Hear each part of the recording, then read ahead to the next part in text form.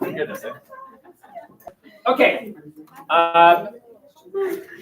We in this class will role play sometimes various forms of sociologists. There are different types of sociologists, and let's meet our first bunch. Functionalists. Functionalists are sociologists who say there's a good reason for fill in the blank. There's a good reason for racism. There's a good reason for sexism, treating females worse than males. There's a good reason to treat people of various ethnicities and races worse. And you might think, what? What could that possibly be? Oh, stay tuned. By the way, I'm not justifying it. I'm just saying that human societies have developed, and they developed practices like treating certain groups of people worse than others for a reason. There must be a logical reason. And so allow me to ask this question. What would the functionalists say is the point of a family? Why do they exist? And so let's try this little exercise. Back of your notebook, or lodging it in your brain, or you want to do it on a computer, that's fine too. I want to know what you get out of your family. Don't say it out loud, but that's a great example. What's up, dog? Bye. Okay, so try and jot down 4 or 5 things. What do you get out of being part of your family? Try and cover the spectrum. Actual physical things to less tangible things. Go ahead, I'll give you a minute.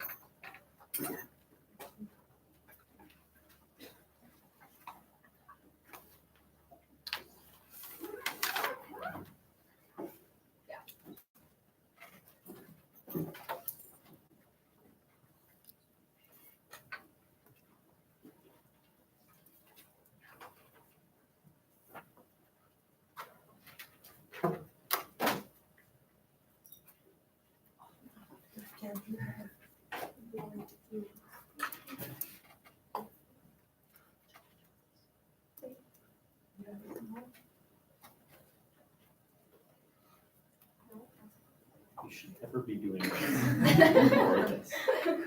Okay. Switch. No. We'll work on it all year.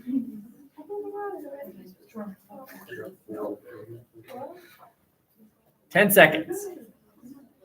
You have 3, 4 things. Good. Not that I would ever test you on this, but just the idea. Great. Here we go.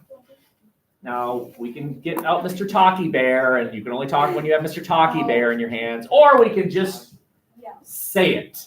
What is something you get out of being a member of a family? What? Love. That's right. Emotional support. You go to school, your friends are mean to you, your teachers are mean to you, the principal's mean to you, you drive home, you're pulled over by a cop, he's mean to you, and home is the one place where you open the door, they have to let you in. That's what Mark Twain said about home. The definition of home. You don't say, can I come in? You just go in. And they say, yep, come on in. Right? Good. More. She said love, emotional support. Awesome. What else? What else do you get from, go ahead. Good. Yes. You are fed. Yes. Shelter. Sorry? Shelter. Shelter, yes. So when it's raining, you're not wet. Is that true? They buy you things you want. Okay? Yeah. Money. Clothing. Money, right? I mean, when you need $20 to go to the movie, do you go to your neighbor's house? Say, I'm going to the movie. You give me $20? Okay? Anything else? Okay, right, the basic needs. It is because of your family that you aren't dead. Anything else? Yes? Okay, maybe some guidance. Advice, structure. How to behave normally is sort of an important lesson from mom and dad. Right? Exactly, right? I acknowledge that we have to be realistic here and realize that there are 33 of you in here, and the likelihood that all of you have perfect parents is 0, right? You have some of you in this room, let's be real, have abusive parents, weird parents, stupid parents, silly parents. That's reality. Okay, I acknowledge that. Okay. Anything else?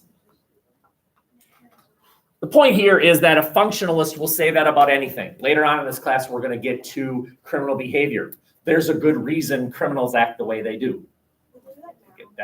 No, we can't do that. Racism. There's a good reason why certain groups are treated the way they are. When I say good, I don't mean we should do it, but there was logic involved when they, over the course of hundreds, thousands of years, they developed these taboos and these practices. It's not because they threw a dart and let's be racist toward Puerto Ricans. All right. Sorry, Puerto Ricans. What's wrong with you? Right. Okay. Everyone understand what a functionalist is? That's the big idea. Okay, let's keep going. Our second type of sociologist is a conflict sociologist. A conflict sociologist says that in any given situation, there is going to be stress, conflict that exists. There's going to be a winner and a loser. And so I'm showing you some examples, and these are not things that they're going to look at the elementary school. This is big boy and girl stuff, okay? I'm assuming that you can handle mature discussions. If you can't, go, right? I'm not trying to be mean here, but can you handle mature discussions? This depressing chart shows child abuse. And the biggest piece of pie represents kids that are younger than 1-year-old abused by mom and or dad in families. That's disturbing. 1 to 3-year-old, second largest, 4 to 7. What types of child abuse are we talking about here? Anyone want to throw it out? Assuming that we can all handle this discussion. What are you talking about here? Go ahead. Like being left. Right. Ignored, right? You know what's fascinating? They've done these studies, and being ignored is worse than being physically abused. Because at least when you're being physically abused, they acknowledge your existence. They have these kids, and they'll watch these kids on playgrounds, and the bully's over here. And the kid that's being ignored by a supposed group of friends, where will he go? He'll go to the bully, because at least the bully pushes him down. And at least that's an acknowledgement of your existence. To be ignored is worse. Isn't that fascinating stuff? Right. Very good. Anything else? What types of abuse are we talking about? Parents abusing their kids. Sorry? Physical abuse, mental abuse. Well, let's separate those two. Right. Physical abuse, actual striking, hitting, whipping. These things happen, right? Mental abuse, right? Your own dad telling you how fat you are, how ugly you are, how stupid you are. Or you witnessing dad telling mom that, or mom telling dad that. You're witnessing it. That's kid abuse. That should not be happening at that level. Now, is it normal to see your mom and dad argue? Absolutely. But not when dad gets the belt. No, that's not normal. Anything else? Any other types of abuse? Sexual abuse. Depressing. Right? Okay. There are families, and again, let's be realistic here. There's likelihood that in this building, there are families like this, where dad rules the roost and mom is a little quiet little thing, because dad dominates, that male dominance. And think about this logic. Studies show that if you're in a family where dad abuses mom, you know what you're going to do? If you're a male, if you're a son, and your dad abuses your mom, guess what you're going to do? You're going to abuse your wife, right? Where'd you learn that behavior? Your dad, okay? Studies show that that is probably true. Not always. There's also this idea of rejection. I do this because my dad didn't do this, or I don't do this because my dad did do this. But that's the exception, not the rule. Okay. You want to know, females in here, you want to know what your boyfriend's like? Watch how he treats his mom. When you go to his house, watch how he treats his mom, and then picture you in about 15 years. That's the reality. And if you don't like what you see, get out. Get out of that situation ASAP.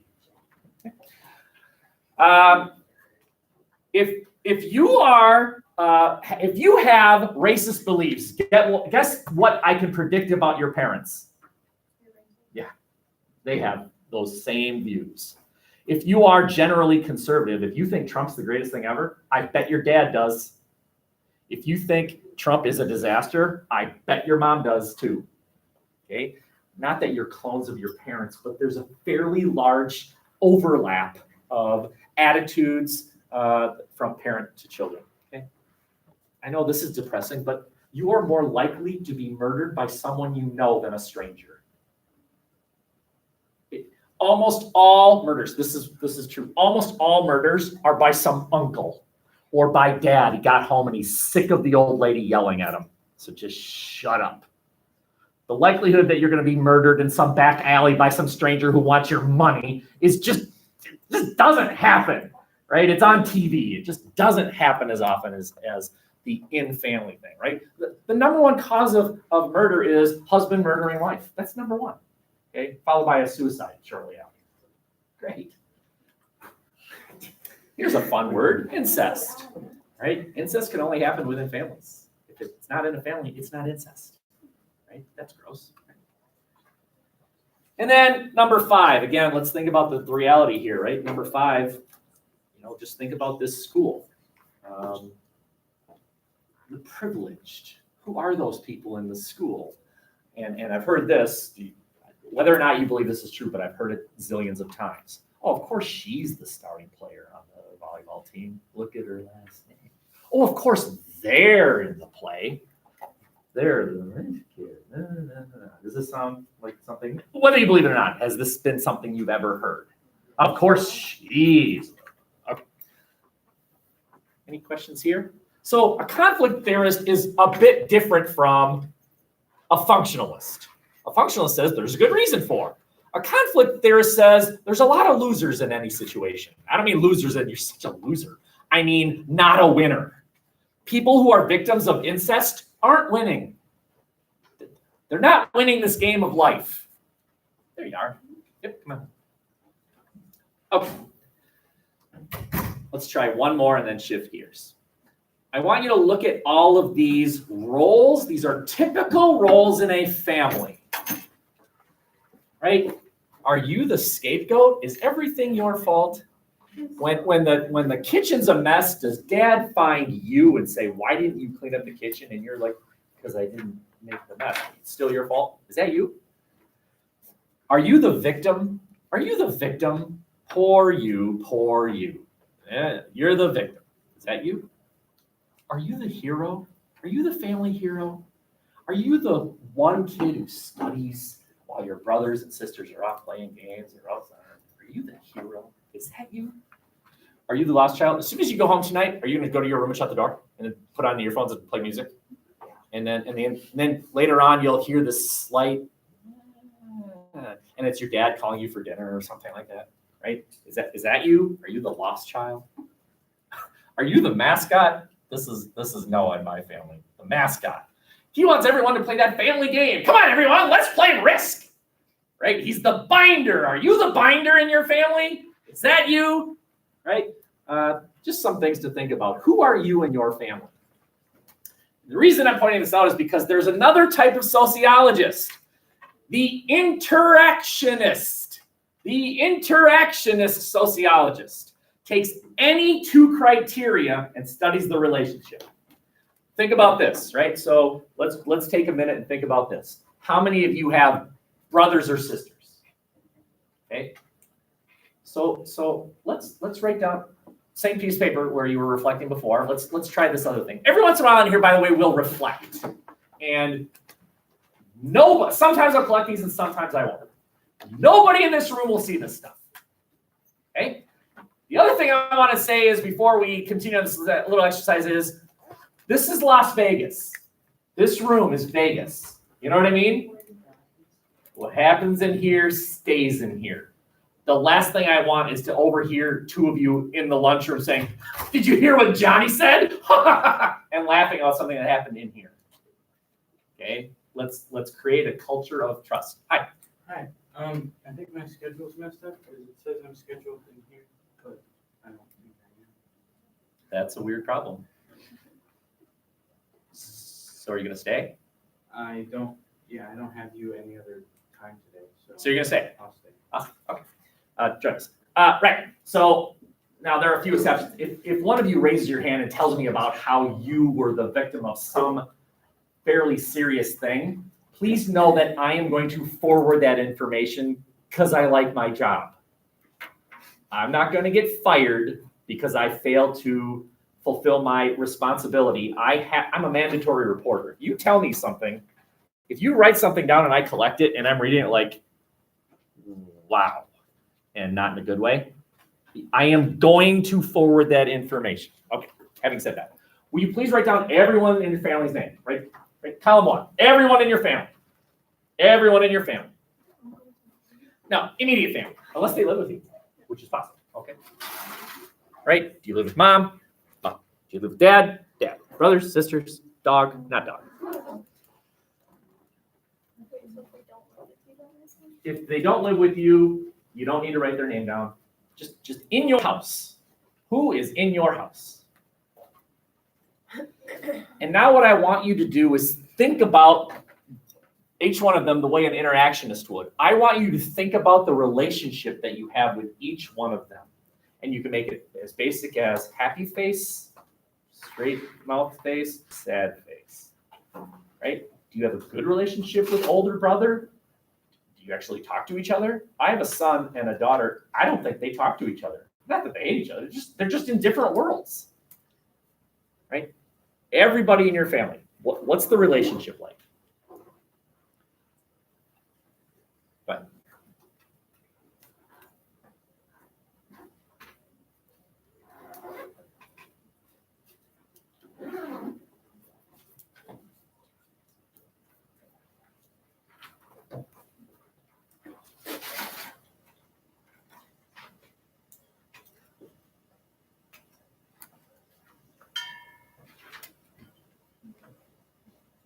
it doesn't have to be in great detail. It's just kind of fascinating. So girls, you want to know who you're going to marry someday? You're going to marry your dad. Now, I don't mean that literally, but you are going to look for someone, generally, by the way, if you think your dad's the worst thing ever, then you're probably not going to marry your dad. But generally, you're going to look for a guy with the same qualities as your father.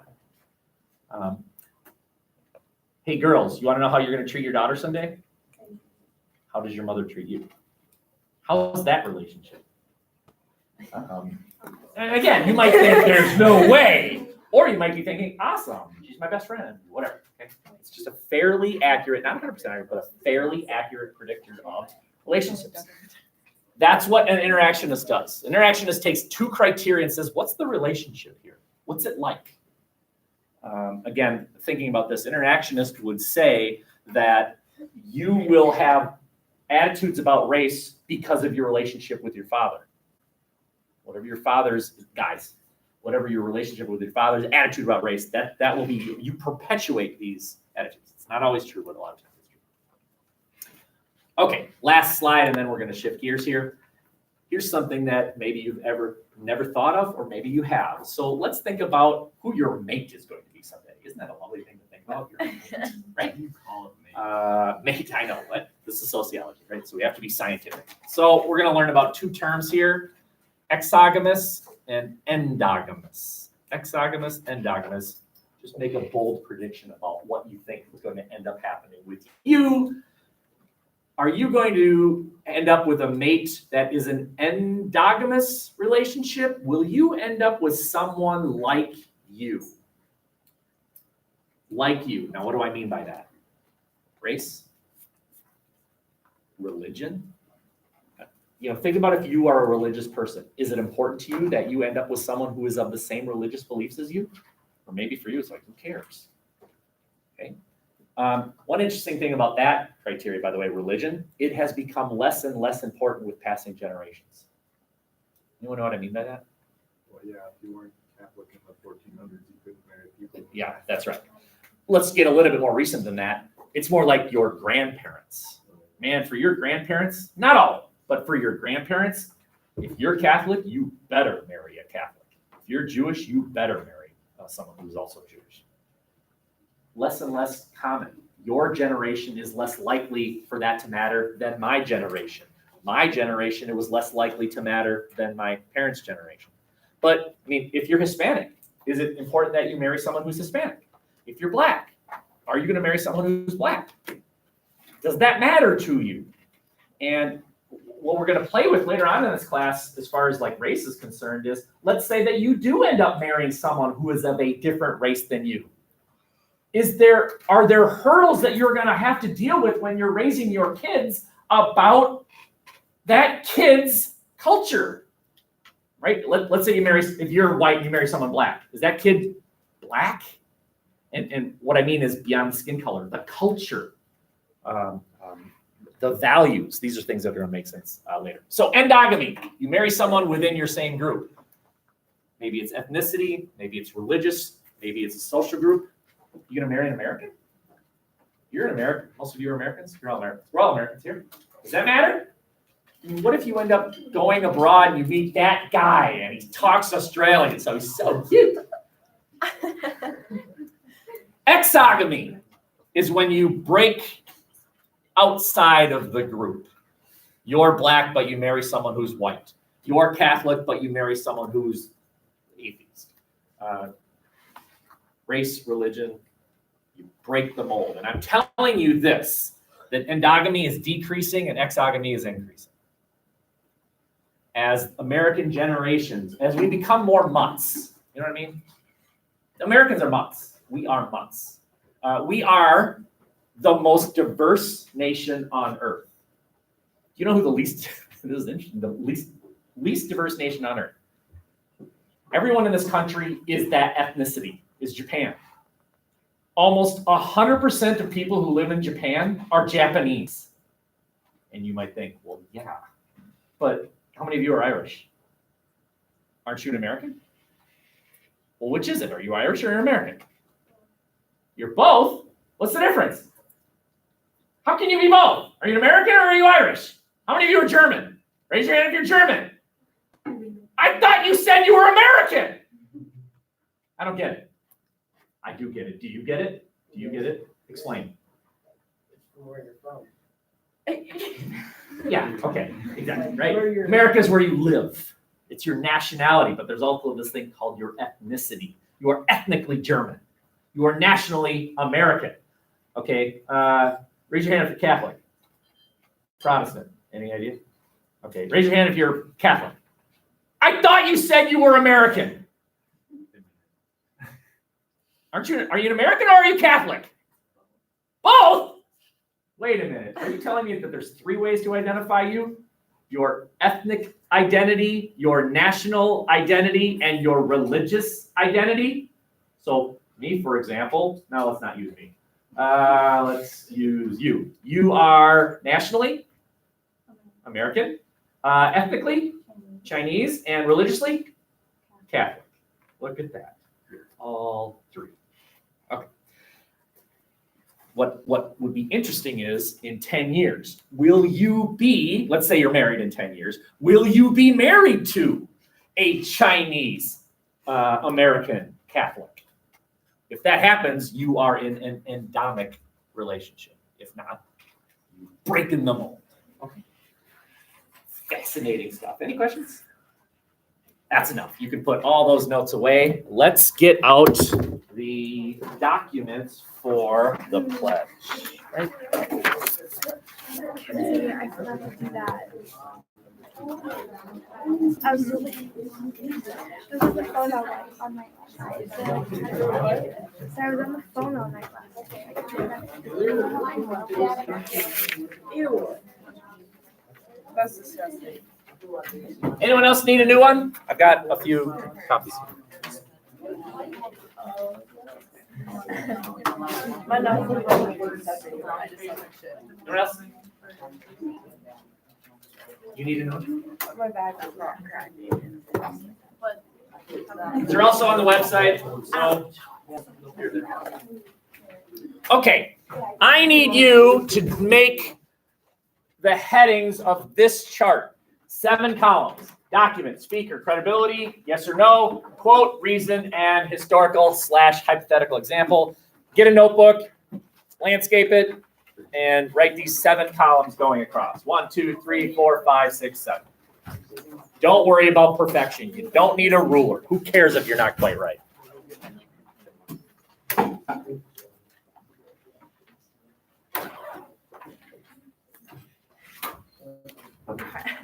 If I suppose I'm only doing it. I'm only having you do it in a notebook just because it's quick and easy. If you have your computer and you'd rather just go to Google Sheets and create the column, that'd be great. I have no problem with that.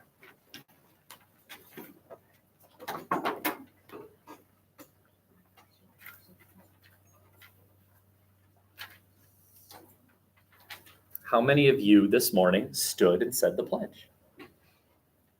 How many didn't? A few of you didn't. Okay. All right. What we're going to think about here is the people who don't say the pledge. Are they exercising their First Amendment right and as a result honoring America? Or are they dishonoring America? When Colin Kaepernick kneels during the national anthem, is he exercising his First Amendment constitutional right to free speech and as a result is actually honoring America and what it's about? Or is he being disrespectful? That's what we're going to think about as far as this course is concerned. Document, speaker, credibility, yes or no. Don't worry about whose voice is left out for now. Quote, reason, and then hypothetical/historical example.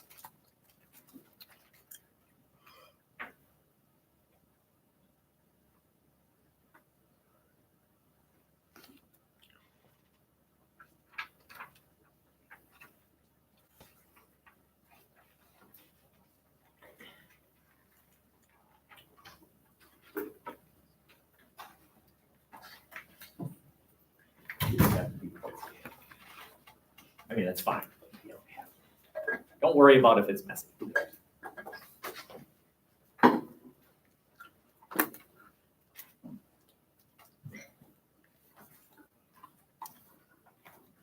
Who was assigned document 2?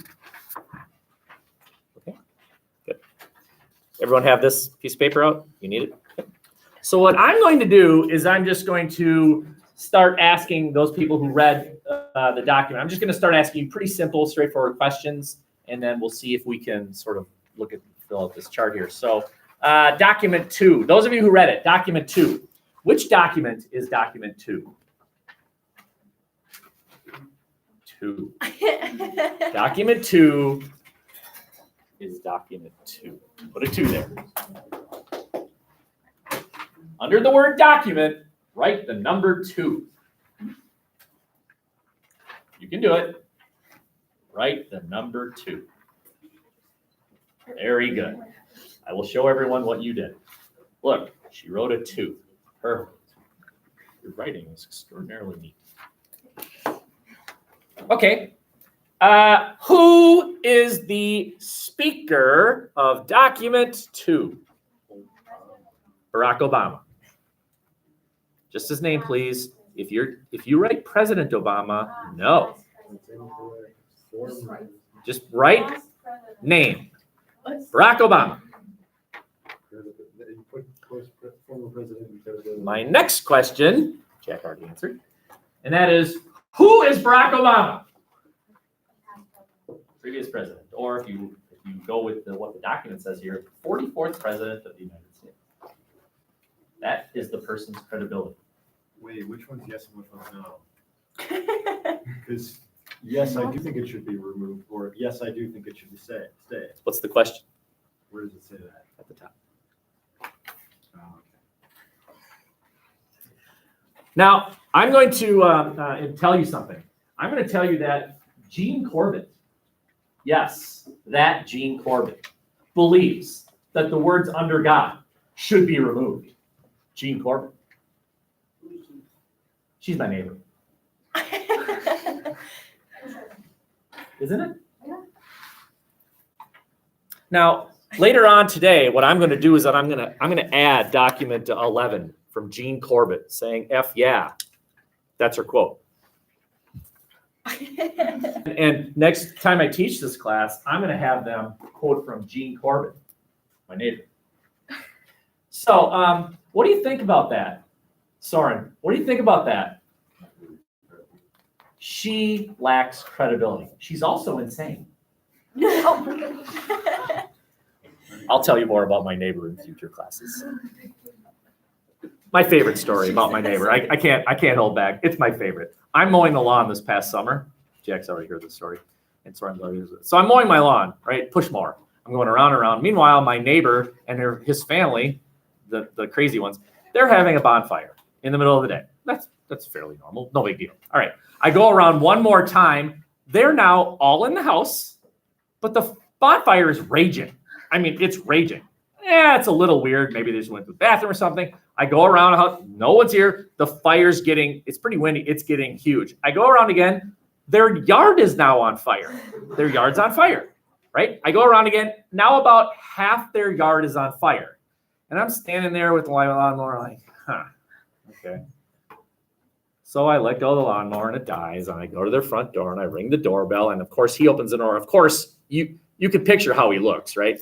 Does he have a shirt on? No, he doesn't have a shirt on.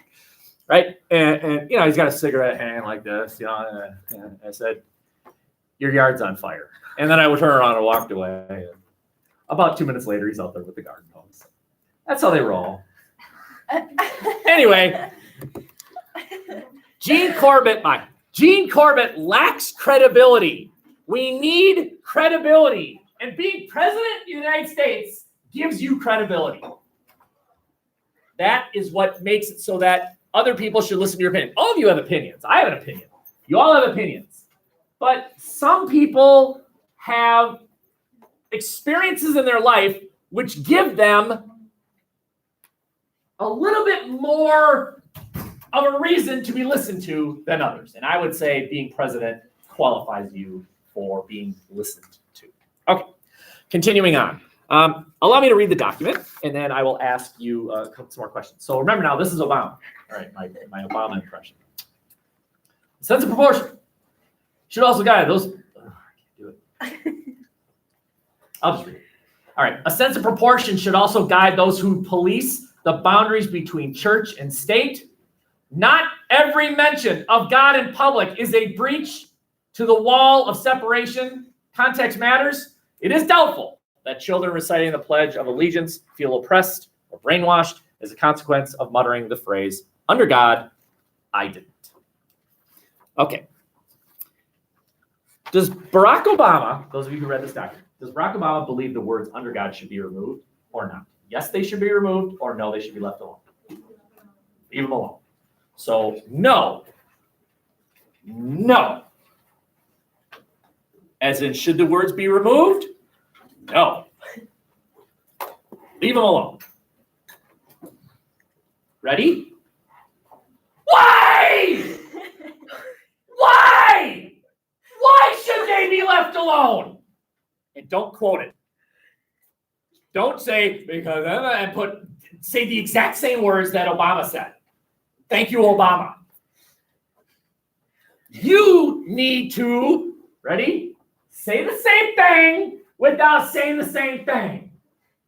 Say what Obama's saying differently. Yes. Right. No one's harming you. Right? When you said the pledge this morning, you uttered the words under God, right? And nothing happened to you. Even those of you, maybe you don't believe in God, you also said the word God, and you were fine. Nothing happened to you. The ground didn't open up and God said, but you don't believe in me. And down you went. Nothing happened to you. You're fine. You are not being indoctrinated. No one's trying to force you to join any religion. You said a word. And then time went on. You're fine. Right? You're fine. Okay? That's the argument he's making. So skip quote for now. The reason is that you're skipping the quote for now. What's the reason? The reason is there's no forcing of religion upon anyone. Can you imagine what someone who argues the word should be removed would be saying? You can't say the word God. You're forcing religion upon me. And what Obama is saying is, no one's forcing religion upon anyone. You're saying a word. Now, by the way, you can disagree. You can disagree with Obama. Great. You'll have your chance. There are 4 documents here. 2 of them are going to be arguing, let's just leave the words alone. But 2 of them are going to be arguing, no, remove them. We just happen to encounter this document first. Okay? So skip that one for now. Did you fill it out right? There's a 2, there's Obama, he's the prez, no. And all I did was put the first word, ... last word. Save some time. Good God, are you rewriting the whole quote? What a waste of time. First word, ... last word. When you type this bad boy up, which you will be doing, I'll be typing this bad boy up, you'll type the whole quote. But for now, what a waste. It doesn't force religion. It does not. Obama was responding. He happened to be responding, by the way, to another one of these documents. What I should have done is done that document first. Shoot. I'll do that next time. Okay? And he read one of these documents and he responded like, no, that's not true. No one's forcing religion upon anyone. You're just saying a word. It's not forcing religion. Okay? We'll think about an example later. Okay? Any questions there? Let's try it again. All right. Who had document 5? Who had document 5? Okay. Let's try it again. So I'm going to simply ask a series of questions. And then from those of you who answered document 5, I'd love to hear from you. So which document is document 5? 5. Write it down, everyone. 5. No, Jack, not 3. 5. 5. You're 2 off. Who is our speaker? Ooh, trick question here. Good. It's institution, the Claremont institution. It is the Claremont Institute. So notice a speaker can be a thing, an organization. The Claremont Institute. What is the Claremont Institute? Why should I be listening to the Claremont Institute? Who is the Claremont Institute? What are they? Go on. Whose mission is to restore the principles of the American founding of the rightful. I don't know that word. That's a big word. Preeminent Authority. authority. Okay. So it's you ever heard this term before? It's a think tank. These are very smart people who sue schools, states, companies, if those companies and schools and states are somehow violating things that they believe in. This is a legal organization. It's a bunch of lawyers. And what happened, this is a true story. What happened was in California, I'll just tell you what we're going to be doing in the next week. In California one day, a family just moves into a nice suburban school district, wealthy school. And the new kid in the school goes in and they all stand and say the pledge. After school that day, the kid runs home and tells her dad, they made us say the pledge. They made me stand up and say the pledge. And the dad sued the school. You can't make my daughter say the words under God. You can't force my daughter to do that. That's a violation of the First Amendment, freedom of religion. You can't do that. And that case made it all the way to the United States Supreme Court. All the way to the United States Supreme Court. And the family had lawyers. And so did the state of California. These lawyers represented the state of California, arguing that you should be able to leave the words under God in the Pledge of Allegiance. There's nothing wrong. Okay, so they're a legal organization. Okay, so I sort of gave you the answer to the next questions here. All right, so let's take a look.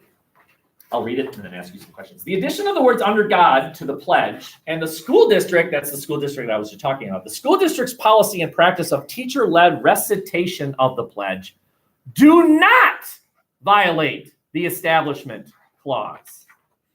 Indeed, the best evidence suggests just the opposite. The establishment clause was designed not just to prevent the establishment of a national church, but to prohibit the federal government from interfering with state encouragement of religion, blah, blah, blah, blah. Last sentence. To hold that the Constitution prohibits the state or school district from allowing the recitation of a pledge that acknowledges the existence of God would ignore the history and intent of the First Amendment.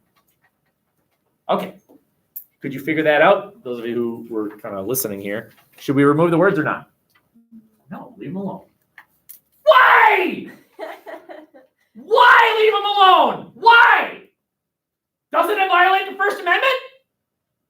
What would they say? No, it does not. It does not violate the First Amendment. The words under God do not violate the Constitution. You will hear in the next two documents that are arguments that you can't do that. God in a public school, you can't do that. Violates the First Amendment. You know what these guys say? No, it doesn't. No, it doesn't. Does anyone know the words to the First Amendment? The part about the freedom of religion? What does it say? What does it actually say? What? The actual document? Is it? Oh, it is. Look at that. Hey, let's look at this. So pretend document 8 is not document 8, but it's just the First Amendment. It says, Congress shall make no law respecting an establishment of religion. Congress. Hey, Jack, is Wisconsin Congress? What do you say? Wisconsin is not Congress. Wisconsin is not Congress. That means, doesn't it? Doesn't that mean Wisconsin can establish an official religion? The First Amendment says Congress can't establish an official religion. Wisconsin is not Congress. So Wisconsin can establish an official religion. And by the way, they have an official religion. They won last night, 10-3. Ow, ow. That offends me, Jack. Okay. I was laughing at your joke. You were laughing at me. Document 5 is a Claremont Institute. It's a nonprofit organization. Leave it alone. There's the quote. It does not violate the Constitution. The words under God do not violate the Constitution. Remember now, magic words, according to the Claremont Institute. Please do not go home tonight and say, Mr. Potter taught us that the words under God don't violate the Constitution. No, I didn't. All I taught you was what the Claremont Institute has to say about it. You have no idea what my opinion is. Sorry for the interruption. Star call to Mr. Cosroom. Star Mall to Mrs. Cosroom. I won't tell you. Not only won't I tell you my opinion about this, but I will almost never tell you my opinion about anything. Because, I believe there's valid reason. Because I don't like teachers who teach you that this way is right and therefore the other way is wrong. I don't. Stop teaching me your opinion as if it were fact. Take it and shove it. That's my So I want a room where some of you think the word should be left alone. Meanwhile, others think, no, we should remove it. And we're all fine. And the class will ring and you'll walk out holding hands with each other. We'll all be fine. I want later on in this class, some of you to think and argue that abortion should not be allowed because it's killing people. And others to say, don't you tell me what to do with my body. It's none of your fucking business. And then the class will be over and we'll walk out singing Kumbaya. All be fine. I don't think that's the last part will happen if you bring up abortion. I don't mean that as a joke. Okay, how are we doing? Are we mentally shut off? So far, we have been exposed to two arguments that the word should be just left alone. One from Obama saying force religion on anyone, and another saying, by the way, it doesn't violate the Constitution. And there's two documents left. And we'll save those for next week. But could you make an educated guess about what those two documents will be arguing? If today we argued 2 arguments for leaving the words alone, and there are 4 documents total, guess what these 2 are gonna argue? But we'll save that for next week. For now, we'll just shut her down for today. You got about 5 minutes to hang, or if you wanna work on your assessment, great. We'll stop for today. You just said that we have like 5 minutes left. Oh. I did.